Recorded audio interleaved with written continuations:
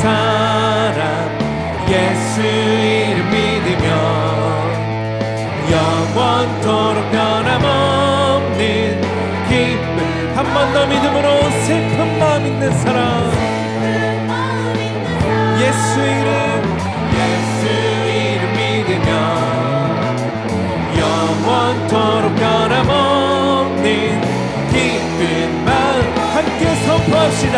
예수의 이름은 세상의 소망이요 예수의 이름은 천국의 기쁨일세.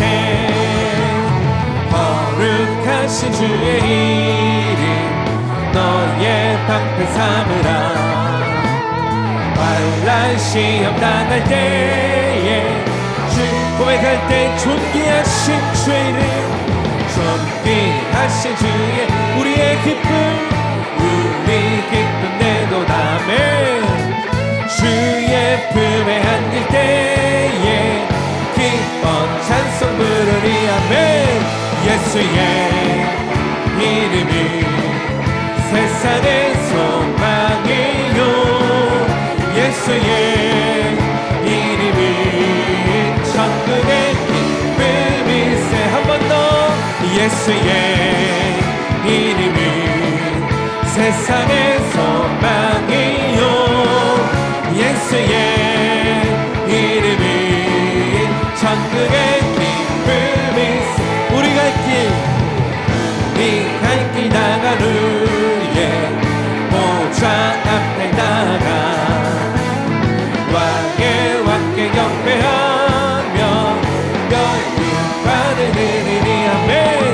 예수의 이름이 세상의 소망이요 예수의 이름이 천국의 한 번 더 그 이름 예수의 이름이 세상의 소망이요 예수의 이름이 천국의 기쁨. 주의 친절한 발에 안기세. 우리 마음이 평안하리니 항상 기쁘고 복이 되겠네. 영원하신 발에 안 주의 팔에 깊으신 발에 안기세. 주의 발에 영원하신 발에 안기세. 날이 갈수록 주의 사랑이 무분명하게 비치고 천성 가는 길 편히 가리니 영원하신 발에 아멘. 주의 발에 깊으신 발에 안기세. 주의 발에 영원하신 발에 안기세.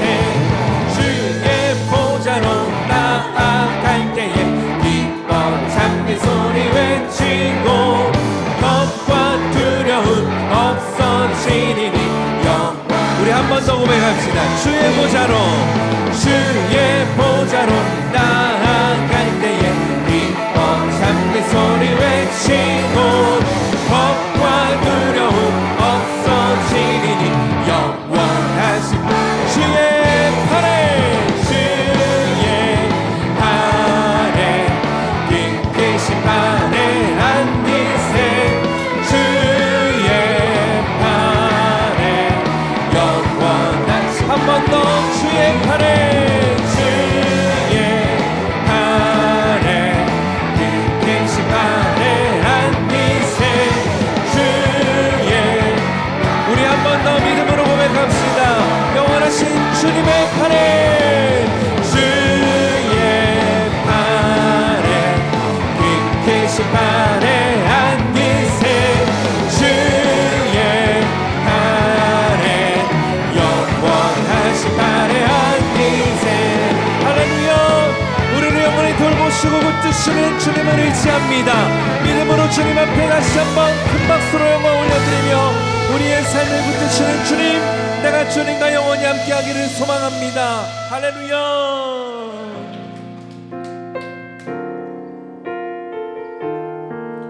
언제나 우리를 지키고 붙드시는 그 주님의 손을 의지하며 우리가 믿음으로 고백하기를 원합니다. 아무것도 두려워 말라. 아무것도 두려워 말라. 주 나의 하나님이 지켜주시네. 놀라지 마라.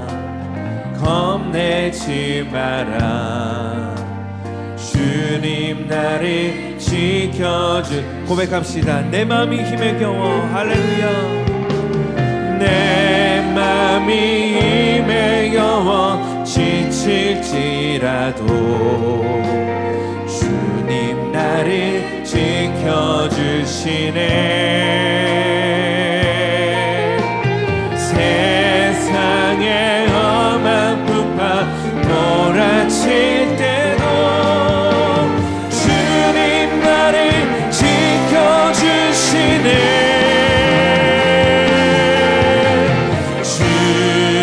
주님은 나의 산성,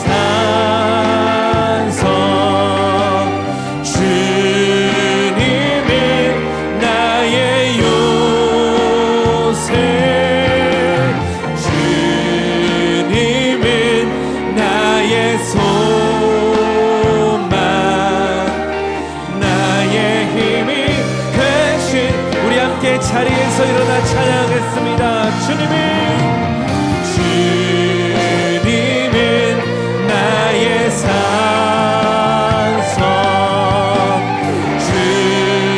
주님은 나의 요새, 주님은 나의 소망, 나의 힘이 되신 여호와. 씨 뿌리는 비유라는 제목으로 하나님 말씀 나누겠습니다. 레이디스 홈 저널이라는 유명한 여성 잡지가 있습니다. 이 잡지는 윌리엄 보크라는 사람이 창간한 잡지입니다. 이 윌리엄 보크라는 사람은 네덜란드 사람인데 네덜란드에서 부모와 따라서 그가 8살 때 미국으로 이민을 온 사람입니다. 아주 가난한 이민자의 삶을 사는 사람인데 그런 잡지계에 아주 유명한 인물이 됩니다. 그리고 이 언론계의 노벨상이라 불리는 플리처상을 받기도 합니다. 그는 미국에 와서 많은 부를 손에 쥐었습니다. 근데 그 부를 가지고 대부분 사회에 환원을 합니다. 좋은 음악홀을 짓기도 하고 박물관도 짓기도 합니다. 사람들은 굉장히 그에 대해서 궁금해했습니다. 왜냐하면 참 어려운 이민자의 참 자식으로 이민 와서 어떻게 저러한 참 좋은 결실을 맺을 수가 있을까? 그 시대 이민자들에게 있어서 이 에드워드 윌리엄 보크라는 사람은 정신적 지주로 그렇게 영향을 준 사람입니다. 많은 사람들이 궁금해했는데 그가 자서전을 씁니다. 그러니까 이민자의 그 삶을 이렇게 살았다라는 그 자서전에 그의 인생관, 그의 삶의 철학이 거기에 기록이 되어 있습니다. 그는 이렇게 고백을 합니다. 이민을 가기 전에 할머니께서 저를 부르셨습니다. 그리고 할머니께서는 이렇게 말씀하셨습니다. 너는 앞으로 인생을 살아갈 때 네가 있는 곳에는 너로 하여금 아름다운 곳이 되게 하라. 그리고 너로 하여금 더 나은 곳이 되게 하라. 그는 그 할머니가 자신에게 준 그 교훈, 내가 있는 곳 나로 하여금 더 나은 곳이 되고 아름다운 곳이 되도록 삶을 살았다고 고백을 합니다. 미국에 와서 처음 정착한 것은 보스턴이었습니다. 그런데 부모들이 너무나 경제적으로 어려우니까 이 보스턴에서 그는 어떠한 일을 했냐면 신문팔이를 한 거예요. 어린이가. 신문팔이를 하면서 자기 그 신문팔이하는 지역을 깨끗이 청소하고 그리고 웃으면서 그 지나가는 사람들에게 상냥하게 이 신문을 사달라고 권유를 할 때 사람들은 그의 신문을 기왕 살 거면은 그의 신문을 사주는 겁니다. 이 가족의 생계를 위해서 다니던 학교를 그만두어야만 했습니다. 어린 나이인데도. 그가 처음으로 직장을 잡은 것은 빌딩을 청소하는 일이었습니다. 그는 빌딩을 청소하면서도 나로 하여금 더 나은 곳이 되고 더 아름다운 곳이 되도록 그는 열심히 최선을 다했습니다. 그리고 큰 인기가 있었습니다. 어딜 가든지 자신에게 어떤 일이 주어지든지 그 할머니의 교훈, 나로 하여금 더 아름다운 곳이 되고 더 나은 곳이 되도록 삶을 살아온 것이 전부고, 그러한 삶이 이러한 결실을 맺을 수 있었습니다 라고 고백을 합니다. 이 에드워드 윌리엄 보크 같은 사람을 가리켜서 자수성가한 사람이다, 자수성가한 사람이다, 우리는 그렇게 일컫습니다. 이 성가한 사람이 누굽니까? 자신을 밀어줄 수 있는 어떤 부모님이 계신 것도 아니고 어떤 외적으로 이 도움을 받을 수 있는 상황도 아닌데 밑바닥에서부터 정말 맨 땅에서부터 열심히 하나하나 주어진 일을 하면서 무언가를 이룬 사람을 가리켜서 자수성가했다라고 우리는 그렇게 부르고, 그런 이들을 우리는 응원해주고 우리는 또 박수도 쳐줍니다. 그런데 그런 사람들을 보면 공통점이 있어요. 그 공통점이 뭐냐면 그들만의 인생관이 있습니다. 그들만의 인생 철학이 있어요. 미국의 철강왕이라는 카네기에게 당신은 어떻게 살았기에 오늘의 그러한 결실을 맺을 수 있었습니까? 라고 물었을 때 그의 대답은 아주 단순했습니다. 나는 어떤 기교가 있는 것이 아니라 나에게 주어진 일에 최선을 다했습니다. 나에게 주어진 일에 나는 전력을 다했습니다 라고 고백을 했습니다. 자, 그러면 그분들이 말하는 그 인생관, 그들이 말하는 인생에서의 철학은 새로운 것인가요? 새로운 것이 아닙니다. 우리는 늘 들어왔던 이야기들이에요. 들어왔던 소리들입니다. 여러분, 소리를 얼마나 듣느냐, 좋은 소리를, 인생에서 유익이 되는 교훈을 얼마나 듣느냐, 얼마나 그 많은 지식을 갖고 있느냐, 이것은 그렇게 중요한 것이 아닙니다. 내가 들은 그 교훈에 대해서 얼마나 소중히 여기느냐, 얼마나 귀중히 여기느냐. 우리가 소중히 여기고 귀중히 여긴다면 그것을 추구하는 삶을 향하게 됩니다. 소중히 여기고 귀중히 여길 때. 우리가 예배를 드리는 것도 같습니다. 얼마나 많은 예배를 드리냐? 그것보다 더 중요한 것은 내가 이 예배를 얼마나 소중히 여기고 귀중히 여기느냐. 우리가 예배를 귀중히 여기고 소중히 여길 때 내가 드리는 그 예배에 내가 최선을 다하게 되는 것입니다. 자, 그러면 그분들이 가진 그 삶의 철학, 그들이 가진 그 인생관, 우리가 동일하게 추구한다고 해서 동일한 결실이 우리 삶에 맺어집니까? 그렇지 않습니다. 그들이 가진 인생관을 내가 추구하고 그들이 가진 그 철학, 인생 철학을 추구한다고 해서 동일한 결실을 우리에게 맺어지지 않습니다. 왜? 나라도 다르고 배경도 다르고 환경도 다르고 또 시기도 다르고 시대도 다르기 때문에 동일한 결실을 맺지는 않습니다. 이 동일한 결실을 만약에 맺는다면 우리는 모두 다 그들이 살아온 인생관에 우리가 목을 걸 거예요. 그들이 살아온 인생 철학에 아마 목을 걸 거예요. 동일한 그런 결실을 맺는다면. 물론 동일한 결실은 맺지 않아도 우리의 삶에 많은 유익이 되고 우리의 삶에 긍정적인 영향을 줍니다. 동일한 결실을 맺지 않아도. 그런데 동일한 결실을 맺으면 우리는 거기에 다들 최선을 다하고 거기에 우리가 집중할 거예요. 제가 왜 이 말씀 드리냐면 이 예수님의 씨 뿌리는 비유는요, 제가 볼 때 우리에게 가장 중요한 것은 너희들에게 동일한 결실을 맺을 수 있다라는 말씀이에요.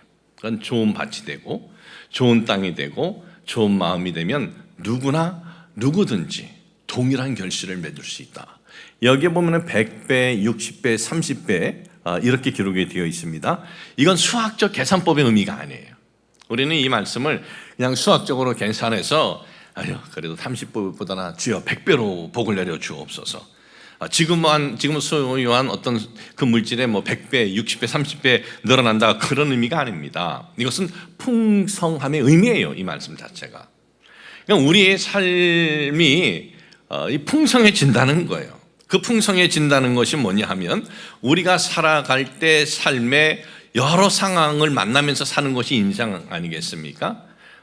병을 만나기도 하고 억울한 일을 당하기도 하고 또 손해보기도 하고 이 많은 것을 이렇게 어려움을 만나면서 살아가는 것이 인생인데, 오늘 주님께서 말씀하신 이 씨가 우리의 이 밭에, 마음의 밭에 뿌리를 내리면 그 어떠한 상황과 환경에서도 기쁨이 충만한 삶을 살아갈 수가 있고 감사가 충만한 삶을 살아갈 수 있다라는 것입니다. 오늘은 씨 뿌리는 비유의 세 번째 설교입니다. 저도 이 세 번씩이나 이렇게 설교를 할 줄은 예상치 못했는데 오늘은 이제 마지막인데, 저는 우리 모두가 좋은 마음의 밭이 되어서 주님께서 뿌리시는 씨가 우리에게 든든히 뿌리를 내려서 우리의 삶에 기쁨이 풍성하고 감사가 풍성하시기를 주님의 이름으로 축복을 합니다. 예수님께서 해변가에 계시다라는 소문이 났습니다. 이 사람들이 막 몰려드는 거예요. 왜 몰려들었습니까? 예수님이 계신 곳에, 예수님이 가시는 곳에는 늘 이적이 따랐습니다. 그러니까 사람들은 그 기대, 이적에 대한 기대를 가지고 이 예수님이 계신 곳에 몰려들었습니다. 많은 무리들이 몰려들었습니다. 이 마태복음, 누가복음, 누가복음, 마태, 마가, 이 누가복음에 보면은 씨 뿌리는 비유가 동일하게 기록이 되어 있습니다. 그런데 동일하게 기록이 되어 있는데 똑같이 언급한 단어가 있습니다. 문장이 많은 무리들이, 그래요. 많은 무리들이 모였습니다. 저들은 이제 기대를 갖고 이렇게 모였는데, 그런데 예수님께서는 어떤 행동을 하셔요.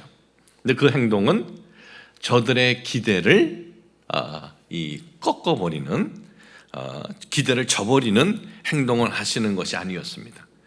저들이 볼 때 더 큰 기대를 갖게 하십니다. 더 큰 궁금증을 갖게 하세요.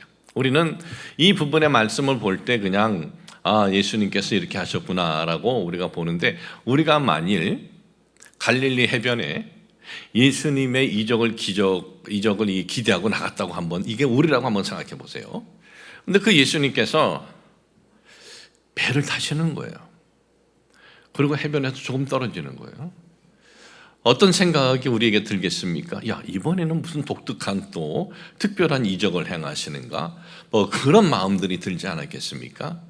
이 예수님께서 그렇게 행동하시니까 해변가에 있는 사람들은 다 어떻게 했어요? 말씀을 듣고자 조용히 앉아 있는 것이 아니라 다 일어섰어요. 뭔가 일이 일어나겠다, 아주 궁금함이 있었던 것입니다. 그런데 예수님께서는 이적을 행하시는 것이 아니라 그 무리들을 향해서 이제 말씀을 선포하시는 거예요. 이 씨 뿌리는 비유의 이 내용을 그 시대 저들이 들었을 때는 아주 당연한 내용입니다. 그 당시 이스라엘 사람들은 생존을 위해서 할 수 있는 잡이 그렇게 많은 것이 아니었어요. 가장 많이 하는 것이 목축업, 그리고 농업, 이것이 가장 많이 하는 일이었습니다. 그러니까 이 농업에 대해서는 기본적인 지식들을 다 갖고 있는 거예요. 그런데 농부가 씨를 뿌리는데 어떤 씨가 딱딱한 마른 땅에 있는 거는요, 갈릴리 해변이든 산악이든 들이든 날 짐승들이 얼마나 많습니까? 그 날 짐승들이 그거 그냥 쪼아 먹는 것은 아주 흔한 일이고 당연한 일입니다. 그리고 돌밭에 떨어진 씨, 뿌리를 내리지 못하니까 말라버렸다. 이 돌로 인해서 이 뿌려진 씨가, 이것이 뿌리 내리지 못하니까 그 지역은 날씨가 어때요? 너무나 더운 거예요. 당연히 이건 말라 버린 거예요. 아주 익숙한 광경입니다. 이 가시떨기 위에 떨어진 씨는 뿌리는 내리기는 하지만 그 가시의 기운이, 이 가시라는 것은 아무짝에도 도움이 되지 않는 겁니다. 사람에게 필요한 무슨 열매가 맺어지는 것도 아니고 무슨 볼품이 있는 것도 아니고 아무짝에도 이 도움이 되지 않지만 이 아무짝에 도움이 되지 않는 것들이 보면은 더 이 강해요 보면. 그러니까 아주 강한 기운으로 뿌리가 떨어진 씨가 뿌리가 내리지 못하게 하는 거예요. 저들에게 있어서는 아주 익숙한 것입니다.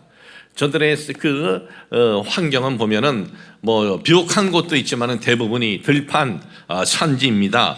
들판 산지에는 가시들이 많이 있습니다.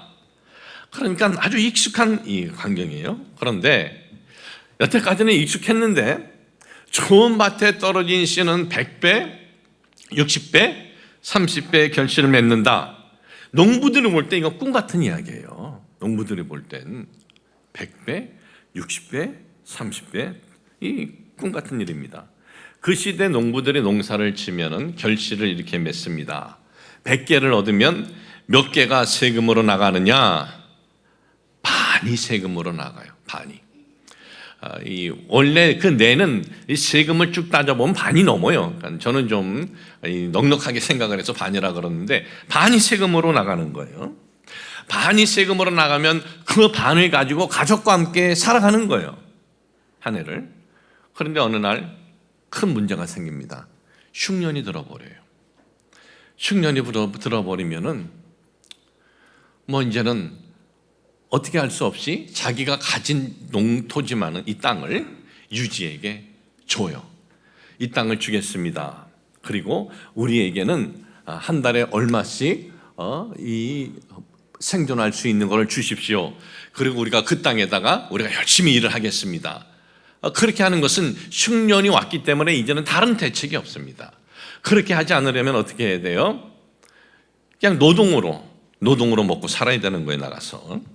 그러니 농부들에게 참 이 100배, 60배, 30배 꿈 같은 말씀인 것입니다. 그렇게만 열매를 맺어지면 어떻습니까? 그러면 이걸 가지고 다음에 어떤 어려움이 있을 때 얼마든지 대비할 수 있는 거예요. 그러니까 꿈 같은 얘기죠. 이 100배, 60배, 30배 결실을 맺는다. 자, 여기에서 주님께서 이렇게 놀라운 결실을 맺는 씨가 무엇입니까? 곡식이 아니죠. 여기서 곡식이. 예수님께서 이 씨가 뭐라 그럽니까? 바실레이아스, 천국, 하나님 나라시다라는 거예요. 그러니까 이 천국과 하나님 나라를 우리가 지식으로 이렇게 알고 있는 것이 아니라 왜 우리가 이 믿음 생활이나 하나님을 섬기는 데 있어서 왜 그렇게 우리가 갈등이 있고 힘든 것이 많습니까? 하나님 나라에 대해서 천국에 대한 지식으로만 알고 있는 것 같아요. 그러니까 이 지식으로 알고 있는 것이 아니라 우리 가슴에 심겨져서 뿌리만 내리면 누구든지 여기에 있는 분 뭐 1000명이고 2000명이고 다 누구든지 상상할 수 없는 능력이 그 씨에는 있어요. 상상할 수 없는 권능이 그 씨에는 있어요. 주님께서 말씀하신 바실레이아스, 이 천국의 씨가 우리 마음밭에 확실하게 뿌리를 내리지 못해서 그렇지 뿌리만 내리면 우리에게 기쁨의 능력이 있고 지금 어려운 어떤 환경에서도 그 환경이 내 목을 잡는 것이 아니라 그것을 내가 이겨낼 수 있는 능력이 있고 그리고 풍성한 감사, 풍성한 그 은혜의 삶을 살아갈 수 있다는 거예요. 이 씨를 뿌리는 농부는 주님이십니다. 씨는 바로 하나님 나라 천국이고 밭은 마음이에요. 여러분 천국의 씨 하나님 나라가 우리 마음에 심어지면 그와 같은 능력이 있어요. 그와 같은 권능이 있습니다. 그러니까 마귀가 이걸 너무나 잘 아는 거예요. 우리가 이 땅에 살아갈 때 어떻게든 살다가 낙오되기를 원하는 것이 마귀의 소원인데 이 부분이 우리 속에 뿌리가 내려져 있으면은 능력이 나타나고 권능이, 여기서 능력이라는 것은 뭐 누굴 치료하고 뭐 이런 것이 아니고 삶에 살아갈 때 하나님이 주시는 그 능력과 하나님이 주시는 그 권능을 말씀하고 있는 것입니다. 그래서 이 마귀는, 이 사탄은 어떻게 해서든지 우리로 하여금 하나님 나라의 씨앗이 우리에게 심어지지 않기를 그렇게 소원하는 겁니다. 지식으로만 그냥 알아라, 그래도 된다. 이 욥에게 사탄이 시험할 때도 욥을 쓰러뜨리기 위해서 뭐라 그랬습니까? 외적으로 고난을 줘보세요, 그러지 않았습니까? 이거 외적인 고난, 그 외적인 어려움, 그것이 천국에 대해서 외적인 고난을 만나고 외적인 어려움을 만나면 하나님 나라에 대해서 성경적 하나님 나라에 대한 성경에서 선언하는 것을 우리가 그거를 잊어버릴 수가 있어요. 이 하나님 나라, 천국의 성경적 선언은 무엇입니까? 영원이에요, 영원. 우리는 지금 한정된 삶을 살고 있습니다. 누구든지 한정된 삶을 살고 있어요. 지난 주에도 우리 성도님들 부모님이 돌아가셔서, 한 분은 어머니, 한 분은 아버님 돌아가셔서 이제 제가 발인 예배를 드렸고, 또 어제는 두 젊은이가 또 결혼해서 결혼식도 주례도 쓰고, 누구는 결혼하고 누구는 장례하고, 그래도 인생은 다 어떻습니까? 지금 다 가는 길은 똑같은 길을 가고 있어요. 우리는 다 잠시 한정된 삶을 지금 가고 있어요. 우리의 생명의 시간은 다 정해져 있습니다. 그런데 우리는 어떤 그 어려움을 만나고 어떤 고난을 만나면 그것이 계속 우리의 삶에 지속되는 것으로 우리가 착각을 해요. 하나님 나라에 대한 영혼은 우리가 그런 마음은 없는데, 어떤 외적인 어려움은 계속 내 삶에 그것이 전부라는 착각을 하게 돼요.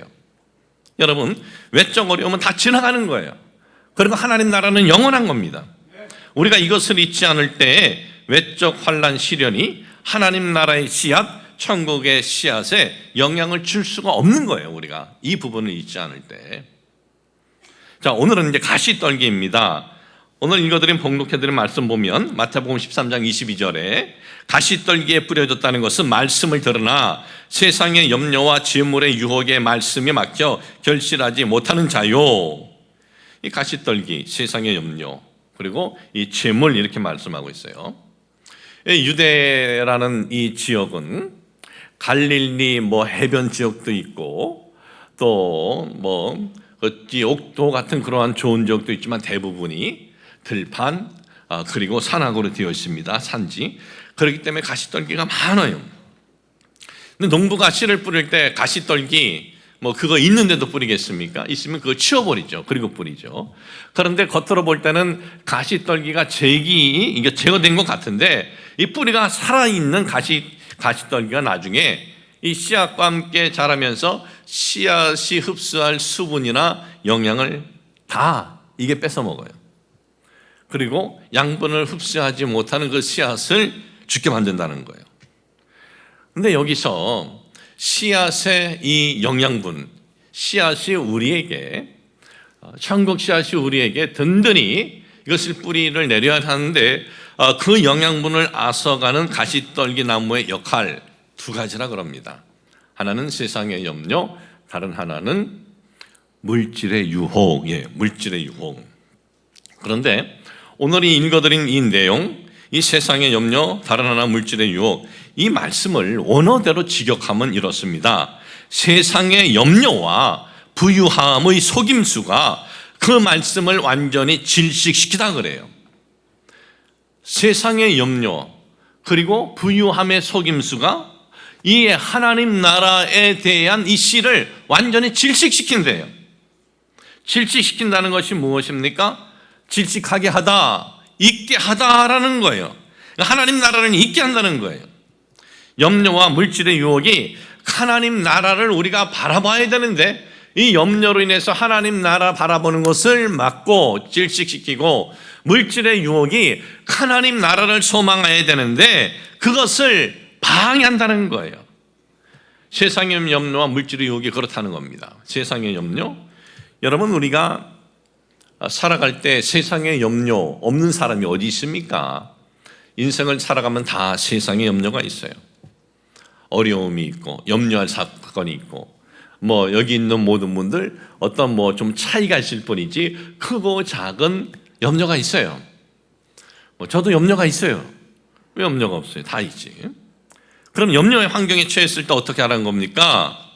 그 염려가 하나님을 섬기는 우리의 믿음을 좌절케 하거나 그 염려가 우리의 영적인 삶에 부정적인 영향을 갖게 해선 안 된다라는 것이에요. 염려는 있을 수 있어요. 그러나 그 염려가 내가 하나님을 섬기는 내 믿음에 부정적인 영향을 주거나 좌절케, 그 믿음의 삶을 걸어가는 데서 좌절케 하면 안 된다는 거예요. 염려는 우리의 목을 쥐고 하나님 나라를 잊게 하는 것. 염려는 우리의 목을 딱 쥐고 하나님 나라를 소망하지 못하게 하는 그러한 역할이다라는 것을 잊지 말고, 여러분들이 어떤 염려할 그러한 환경에 처했을 때 염려를 만나면 내가 이 염려로 인해서 나의 영적인 삶에 부정적인 영향을 주는 건가?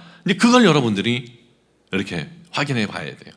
그리고 그 염려로 인해서 바로 하나님 나라에 대한 내가 소망을 이것을 잊어버리는 것이 아닌가? 이걸 우리가 돌아봐야 됩니다.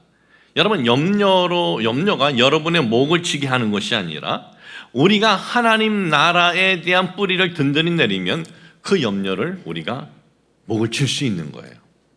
염려가 우리의 목을 쥐는 것이 아니라 하나님 나라에 대한 이 뿌리가 우리 속에 든든히 심겨지면 내가 염려에 목을 칠 수 있는 거예요. 염려가 나를 쓰러뜨리는 것이 아니고 내가 염려를 이길 수 있는 거예요. 뭐로? 우리의 능력 아닙니다. 뭐라 그랬습니까? 하나님 나라가 이게 우리 속에 뿌리가 내리면 능력을 하나님께서 주시기 때문에 그 하나님이 주시는 능력으로 우리가 감당할 수 있다는 것을 여러분 잊지 마시길 주님의 이름으로 축복을 합니다. 오늘 염려 가운데 있는 분들, 큰 염려 같은 거는 정말 우리를 질식시키는 마음이 들잖아요. 아유, 어떻게 나에게 참 이런 일이, 그런 질식시키는 그런 마음이 들을 거예요. 바로 그럴 때 오늘 주시는 말씀이에요. 그 염려가 나를 질식시키는 것이 아니라 하나님 나라의 그 뿌리가, 그 하나님 나라의 뿌리로 하나님이 주신 능력이, 그걸 우리가 이겨나가는 거예요. 자, 물질의 유혹이 뭡니까? 물질에 대해서 돌같이 여겨라, 또 물질에 관심을 두지 말라는 말씀입니까? 여러분, 사람이 살아가는데 어떻게 물질에 관심이 없을 수 없지요. 다 물질에 관심이 사람은 있어요. 왜? 살아갈 때 꼭 필요한 것 중에 하나가 물질이기 때문에 그래요. 살아가면서 꼭 필요한 것이 물질이기 때문에, 그래서 사람들은 물질을 벌기 위해서 땀을 그렇게 흘리는 거예요. 요즘 이렇게 보면은 사람들이 이렇게 많이 선호하는 것 중에 하나가 스포츠 스타더라고요. 스포츠 스타만 되면 연봉이 계산이 안 돼요. 계산이. 누구야? 손 모시기 축구 선수 아르니 감사합니다. 근데 그 친구도 만만치 않은데 그 친구보다 또 더한 사람이 또 하나 나타났대요. 근데 저희 때는요, 운동하면 뭐라 그런지 아세요? 이 빌어먹으려고 그러냐 그랬어요. 우리 아버지 어머니들이 운동하면 빌어먹는 줄 알았어요. 이게 너 빌어먹으려고 그러느냐? 그런데 지금은 달라요. 야, 우리 아들, 딸들 이거 정말 특별한 어떤 재능만 있어봐. 부모로서 한번 해봐라. 그러죠. 그런데 아무리 스포츠 스타가 되어도 별 차이가 없다면 그렇게 관심 갖지 않을 거예요. 사람은 살아가면서 이 물질이 필요하기 때문에, 물질이 있어야 하기 때문에 그 물질을 벌려고 땀을 흘립니다. 그러면 이 말씀은 뭡니까? 예수님께서 물질을 돌같이 여기라고 하신 것 아니에요. 물질에 마음 두지 마라, 그런 것도 아니에요. 정확히 말씀하고 있어요. 물질의 유혹이라 그랬어요. 유혹.